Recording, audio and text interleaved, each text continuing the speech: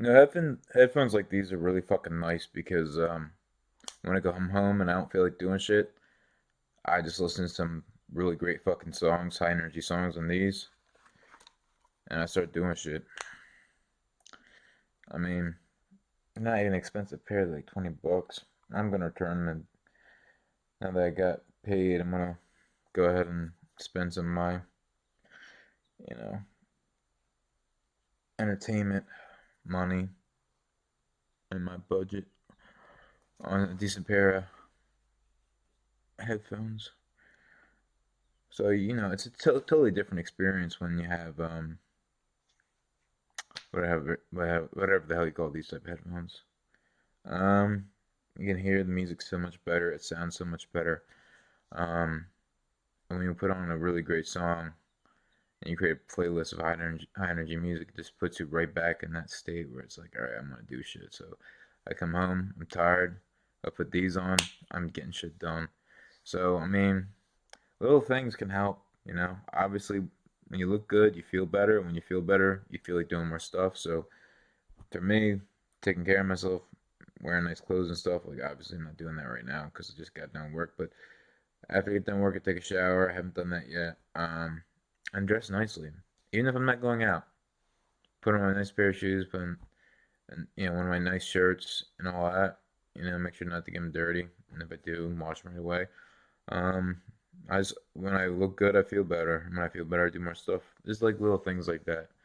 And I gotta make a list of little things that can make you more motivated. I mean, there's plenty of lists like that, but I need to have those lists in my own head and make videos about it so that I know them. So whenever like I'm, tussling with motivation and I just need a little push forward, um, I can do those things. And obviously, I need to do my feature authoring. I haven't done that yet.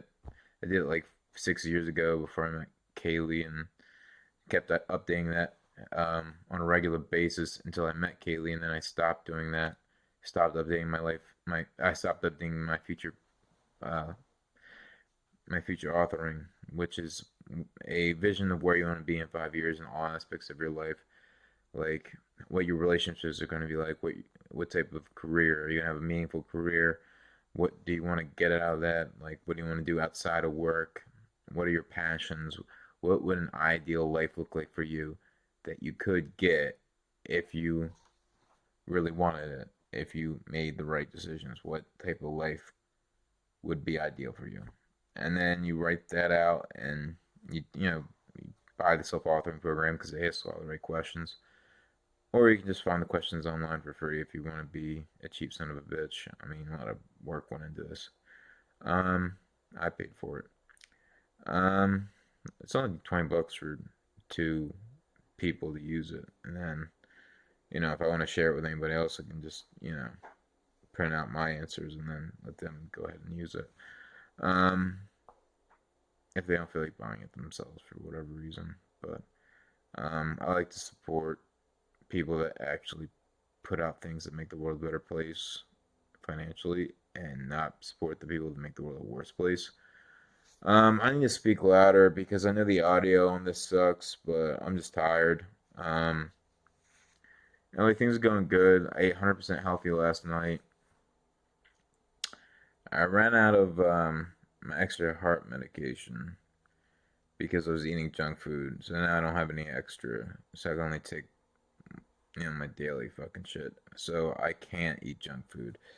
And now, like, look, this is the first month where I've been made a video where this has happened because it's only what day 18.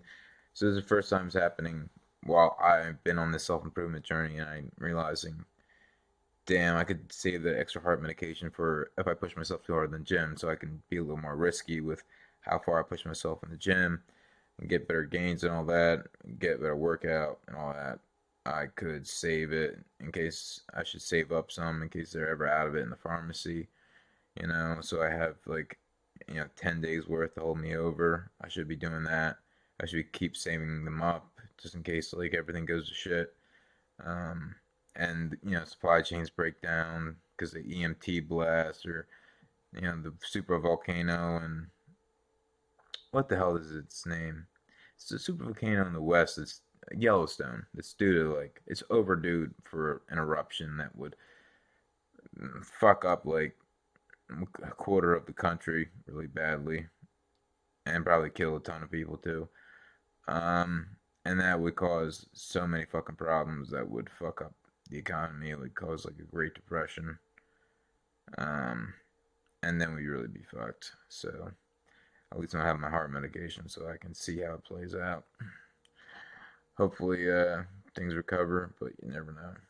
But I'm not too attached to life, so I don't care. Like, I love that I'm improving and all that, but like, I still wouldn't mind dying because it's really hard getting your shit together. It's tough. It's tough, and it's like, you know, yeah, I'll feel great when it happens, but nothingness sounds nice because then I don't have to deal with anything. I know that's the wrong mindset to have, and I have to correct that mindset. And maybe through psychedelics or through EMDR or some other, you know, intervention, some other type of spiritual experience, I can develop an attachment to life. Though the Buddhists say to disattach yourself from that, and maybe it's a good thing that I'm not too attached to life because I choose to live because I want to live. If I'd rather die, there's pretty easy ways for me to do that, but I choose to live. It's just if I had no choice in the matter, like an asteroid was coming and there's like no way to get out of it, or someone was gonna shoot me with a gun and I had no control over the situation, I wouldn't be afraid. So I think it's a good thing.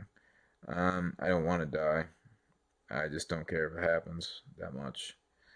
But who's to know? Maybe if I was in a real life situation where my life was on the line, my basic instincts for survival that are embedded in my DNA would activate, and I would take whatever action possible to maximize my probability of survival or something. I don't know. Um, but yeah, if an asteroid is coming, I don't think I would care because like there's nothing you could do in that situation anyway. So why care? Just enjoy the last hour of your life or whatever time you get before it's going to destroy like 3 states, the tri-state area, whatever. Um, I was looking at, I was creeping on the Facebook page of an old ex that I had fallen in love with, and I was just thinking, damn, that felt so fucking good when I fell in love with her. I have no delusions that I'd ever be able to get back with her, and I don't want to anyway, because she doesn't meet a lot of the standards I have now for a woman. But she was a beautiful person and made me a better person at the very least. And it felt so goddamn good. I don't know, the chemistry was just so amazing, and there was something about her that really spoke to me. Like she was a muse. Like I became more creative when I was with her. Became more motivated. Music sounded better. Everything felt better. Um, I think I talked about this in my last video, so I'm kind of repeating myself. But yeah, like one of the main motivators for me to get my shit back together, not just having meaningful career and helping people and all that. Like my life purpose is to help alleviate as much necessary human suffering as possible by eliminating ignorance and spreading wisdom to the degree that I can do that with things that are proven to work and have worked for me and have worked for many other people, like HRV biofeedback training or neurofeedback training or EMDR, or, if you have PTSD, really bad PTSD that EMDR can take care of. Like, you gotta find a solid place with a real shaman, not some neo shaman pretending to know what they're fucking doing, but like a real shaman, or at least like a doctor or something, medical professional, to get it done under optimal conditions and with people there that you can rely on. And then you get your PTSD cured for the rest of your life. You get it done once, you never do it again, but your PTSD is gone. One treatment. You don't have to take a pill for the rest of your life. That's why Big Pharma hates that shit. They don't like anything that you can just administer once and it cures the problem because then they can't make profit off of it. So they lobby to make those things illegal to the greatest extent possible. At least Colorado, made psychedelics illegal.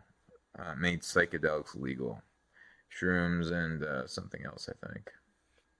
Or maybe it was just shrooms. But I know shrooms are illegal in Colorado. And I think soon they'll be starting to become legal in a lot of other states too as well. I think California almost had a bill, but it didn't pass. But California's pretty corrupt. A lot of corrupt people there.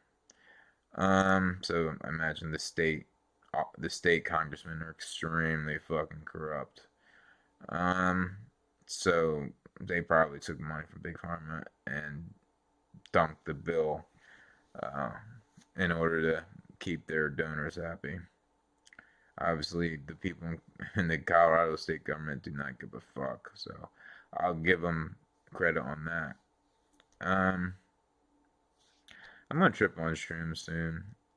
After I do my past authoring, I'm gonna trip on shrooms to to really engage with my past and to focus on the things that haven't quite got a grasp on them yet. I'm gonna use the shrooms for that. Once I complete my future authoring, I've done a few revisions. I want to trip with the intention of better understanding my future and but better understanding why I want that future, what it would feel like to have that future, and what my path is towards that future, and what I should be aware of, and what I should be better at in order to make that future happen. Like, is there anything I'm missing, or something I'm doing that's fucking up my ability to make that happen, or some belief, or some internal core principle that I don't even know I have that's getting in the way of me accomplishing what I need to accomplish to live my ideal life. You know, they're very powerful because they give you answers and it takes you months to properly process them if you're using them seriously for the purposes of spiritual or psychological growth. But spiritual, your brain has a spiritual part of it, like people have spiritual experiences outside the use of psychedelics. Like I've had two spiritual experiences, totally dead sober, under very extreme conditions, and then yeah, one I was praying to God because something terrible had happened. I felt like I could see the face of God, like not literally, but I feel like I felt His presence right in front of me. And there's time was a girlfriend I was having a panic attack, and I put her hand on my chest where my heart is, and I said, "Feel my heart beating, and close your eyes, all right, and sync your breath with mine. I'll feel how much I love you." And there's other things too I said, and I don't know why I did those things. I mean, I was watching a lot of Tony Robbins, and he's really great at making those sort of experiences happen. Um, I gotta review his stuff more again. Watch the DVD again. Like it's amazing, like what he understands. Like a lot of people write him off as like, oh, the self improvement guru guy, but he has a lot of fucking wisdom. Like he's a modern day fucking, you know, I wouldn't say Aristotle, but not as good as Aristotle, but kind of in the same domain. Like in terms of like he studied all of psychology and took like the like a mixed martial Jeet Kune Do like approach of adopt what is useful, discard what is not, and then he read hundreds of books on psychology and self improvement. He figured out what worked and what didn't work, and he changes people's lives forever. Like you got to see him talk to like that suicidal girl, what he says, how he handles it, And then they break down afterwards like why he did the things he did and how they resulted in the outcome they did, which allowed that girl to get over her suicidal ideation and suicidal perhaps intentions. Changed her life forever, and he's changed couples' lives forever. He's changed all types of people's lives forever because the way he interacts with people, like he makes major shifts happen in your brain. He like finds what a core belief is in your brain, helps you realize it's bullshit and change it, and then everything in your life changes. Um, he creates spiritual experiences. He really does. That's how I would see them anyway, and I think that's how I would experience them because they're very deep and they speak to the core components of who you are, your very identity as a human being. I think it's pretty deep. Anyway, so things are going good, and I know I have to talk about the days I missed, and I'll go over and give them reviews. I'll review yesterday, and I'll review the day before today, hopefully, if I get enough time. Um, yeah, I really need to do that, yeah. But let me actually get some tasks done, and then at the end of the day, I'll make the videos.